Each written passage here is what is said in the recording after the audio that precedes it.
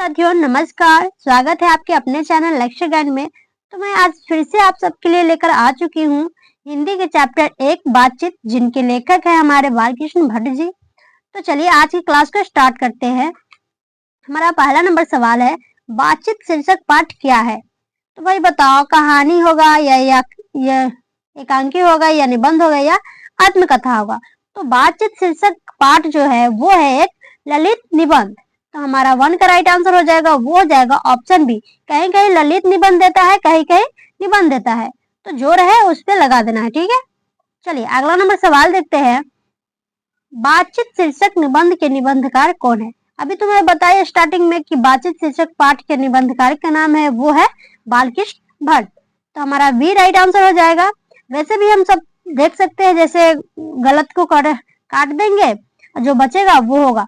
तो देख लो, पहला नंबर है चंद्र शर्मा गुलेरी, तो इनके क्या है, उसने कहा था कि लेखक है, तो ये तो कट हो गया। और सी नंबर है उदय प्रकाश, तो उदय प्रकाश तिरिच के लेखक है, तो ये भी हो गया कट।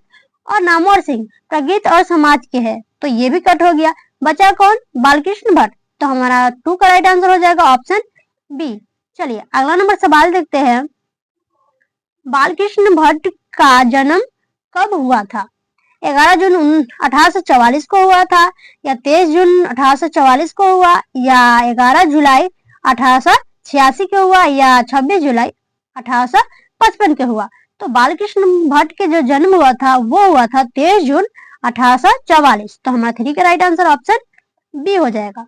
चलिए अगला नंबर सवाल देखते हैं, बालकृष्ण भट्ट का निधन कब हुआ था? यहाँ निधन पूछा जा रहा है, तो निधन कब हुआ था वो हमें बतानी है। तो वो हुआ था 20 जुलाई 1914 को। तो हमारा 4 का right option C right answer हो जाएगा। चलिए अगला नंबर सवाल देखते हैं, बालकृष्ण भट्ट के माता का नाम क्या था? बालकृष्ण भट्ट के माता का जो नाम था वो नाम था पार्वती देवी। इन्होंने ये एक संस्कृत की महिला थी जो बालकृष्ण भट्ट के मन में अध्ययन की रुचि यो लालसा जगाई थी। चलिए अगला नंबर सवाल देखते हैं, बालकृष्ण भट्ट के पिता का नाम क्या था? बालकृष्ण भट्ट के पिता का नाम जो था वो था बेनी प्रसाद भट्ट। तो हमारा क्या है, 4 का राइट आंसर हो जाएगा ऑप्शन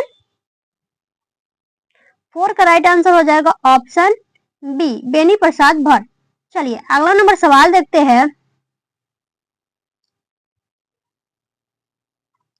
हाँ, बालकृष्ण भट्ट के पिता पेशे से क्या थे?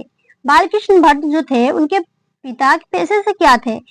व्यापारी थे, या किसान थे, या डॉक्टर थे, या शिक्षक थे? तो वो जो थे वो थे एक व्यापारी। तो हमारा 7 का राइट आंसर ऑप्शन ए हो जाएगा।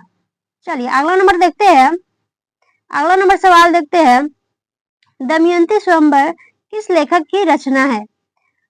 तो भगत सिंह की है, या श्रीनिवास दास की है, या बालकृष्ण भट्ट की है, या जगदीश चंद्र माथुर की है? तो हमारा 8 का राइट आंसर हो जाएगा, वो हो जाएगा ऑप्शन बी, बालकृष्ण भट्ट। चलिए अगला नंबर सवाल देखते हैं, बालकृष्ण भट्ट किस युग के रचनाकार निबंधकार है? तो बालकृष्ण भट्ट जो है वो थे भातुल्य युग के। ऑप्शन बी राइट आंसर हो जाएगा। चलिए अगला नंबर सवाल देखते हैं, मनुष्य की बातचीत का उत्तम तरीका क्या है? तो मनुष्य के बातचीत का उत्तम तरीका है वो है अवाक होकर अपने से बातचीत करना। तो हमारा 10 का राइट आंसर हो जाएगा ऑप्शन डी। चलिए अगला नंबर सवाल देखते हैं, संयोगिता स्वयंवर रचना है वो किनकी रचना है वो बतानी है। तो वो है श्रीनिवास दास की। तो ऑप्शन बी राइट आंसर हो जाएगी। चलिए अगला नंबर सवाल देखते हैं, 100 अजान 1 सुजान नामक उपन्यास के उपन्यासकार कौन है? 100 अजान 1 सुजान के उपन्यासकार का नाम क्या है वो बतानी है। तो वो है हमारे बालकृष्ण भट्ट जी। तो हमारा 12 का राइट आंसर हो जाएगा ऑप्शन सी। चलिए 14 नंबर सवाल देखते हैं, 13 नंबर सवाल देखते हैं, हिंदी के एडिशन निम्नलिखित में कौन कहे जाते हैं? हिंदी के एडिशन निम्नलिखित में कौन कहे जाते हैं? तो वो कहे जाते हैं बालकृष्ण भट्ट जी। तो हमारा 13 का राइट आंसर ऑप्शन ए हो जाएगा। चलिए अगला नंबर सवाल देखते हैं, बालकृष्ण भट्ट के रचना निम्न में से कौन है? बालकृष्ण भट्ट की रचना निम्न में से कौन सा है वो बतानी है, तो वो है हमारे बातचीत। ऑप्शन ए राइट आंसर हो जाएगा। चलिए अगला नंबर सवाल देखते हैं, निबंध के लेखक की दृष्टि से भारतेंदु युग कैसा था? निबंध लेखन की दृष्टि से भारतेंदु युग कैसा था? तो वो था उर्वर। तो हमारा 15 का राइट आंसर हो जाएगा, वो हो जाएगा ऑप्शन ए। चलिए अगला नंबर सवाल देखते हैं, जैसा काम वैसा परिणाम किस लेखक द्वारा रचित प्रहसन है? जैसा काम वैसा परिणाम किस लेखक द्वारा प्रहसन है? तो वो है बालकृष्ण भट्ट। तो हमारा 16 का राइट आंसर हो जाएगा, वो हो जाएगा ऑप्शन सी। 17 नंबर सवाल देखते हैं, बातचीत शीर्षक निबंध के अनुसार रस का समुद्र किसकी बातचीत में उमड़ा चला जाता है? तो वो था दो हमसहेलियों की बातचीत में। तो हमारा 17 का राइट आंसर हो जाएगा, वो हो जाएगा ऑप्शन ए। चलिए अगला नंबर सवाल देखते हैं, बालकृष्ण भट्ट ने कौन सा मासिक पत्र निकाला था? बालकृष्ण भट्ट ने कौन सा मासिक पत्र निकाला था? वो निकाले थे हिंदी प्रदीप। तो 18 का राइट आंसर हो जाएगा ऑप्शन सी। चलिए अगला नंबर सवाल देखते हैं, रॉबिन्सन क्रूसो ने 16 वर्ष के उपरांत किसके मुख से एक बात सुनी? किसके मुख से बात सुनी? तो वो फ्राइडे के नाम मुख से बात सुनी थी। तो हमारा 19 का राइट आंसर हो जाएगा ऑप्शन ए। चलिए अगला नंबर सवाल देखते हैं, बातचीत के माध्यम से बालकृष्ण भट्ट क्या बतलाना चाहते थे? बातचीत के माध्यम से बालकृष्ण यही बतलाना चाहते थे, बातचीत की शैली। तो हमारा 20 का राइट आंसर हो जाएगा, वो हो जाएगा ऑप्शन ए। चलिए अगला नंबर सवाल देखते हैं, बालकृष्ण भट्ट को किसने अंग्रेजी साहित्य एडिशन और स्टील की श्रेणी में रखा? तो वो रखे थे वो रामचंद्र शुक्ल ने। तो हमारा 21 का राइट आंसर हो जाएगा, वो हो जाएगा ऑप्शन सी। चलिए अगला नंबर सवाल देखते हैं, बालकृष्ण भट्ट का निवास स्थान कौन सा है? बालकृष्ण भट्ट का निवास स्थान इनमें से कौन सा है वो बतानी है। तो वो है इलाहाबाद उत्तर प्रदेश। तो 22 का राइट आंसर हो जाएगा ऑप्शन बी। चलिए अगला नंबर सवाल देखते हैं, बालकृष्ण भट्ट ने हिंदी प्रदीप नामक मासिक पत्रिका कब निकाला था? निकालना कब प्रारंभ किया था वो बतानी है। तो वो किए थे 1877 में। तो हमारा 23 का राइट आंसर हो जाएगा, वो हो जाएगा ऑप्शन ए। चलिए अगला नंबर सवाल देखते हैं, कौन सा उपन्यास बालकृष्ण भट्ट द्वारा रचित है? इनमें से कौन सा उपन्यास है जो बालकृष्ण भट्ट द्वारा रचित है? तो वो है 100,001 सुजान। ऑप्शन सी राइट आंसर हो जाएगा।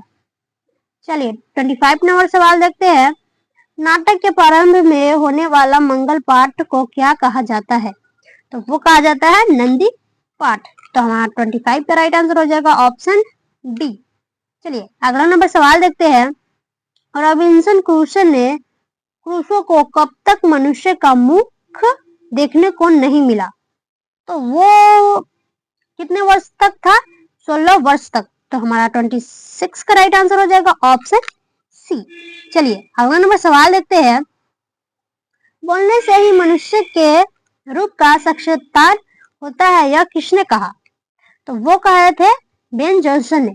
पता है जब मुझे याद करना था, जब मैं 12th में थी तो मैं एडिशन और बेन जॉनसन में कंफ्यूज हो जाती थी। ठीक है, तो उस टाइम ना मैं देखी कि बोलने से और बेन जॉनसन, अगर बोलने वाला आया वो बेन जॉनसन लगाएंगे, ऐसे याद किए थे।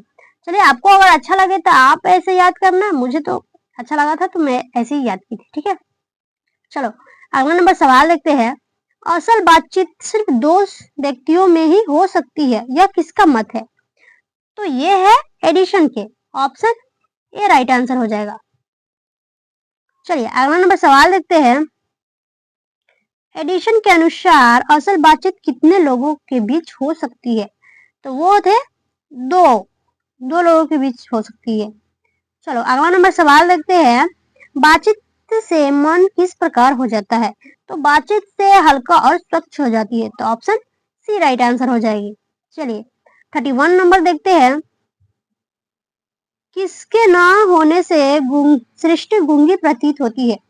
तो वो है वाक शक्ति। अगर वाक शक्ति नहीं होगी तो गूंगी ही प्रतीत होगी ना।